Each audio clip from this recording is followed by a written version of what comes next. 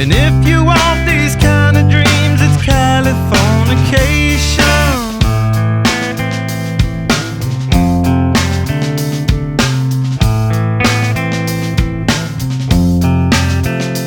It's the edge of the world in all of Western civilization.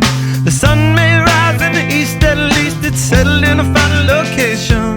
It's understood that Hollywood sells Californication.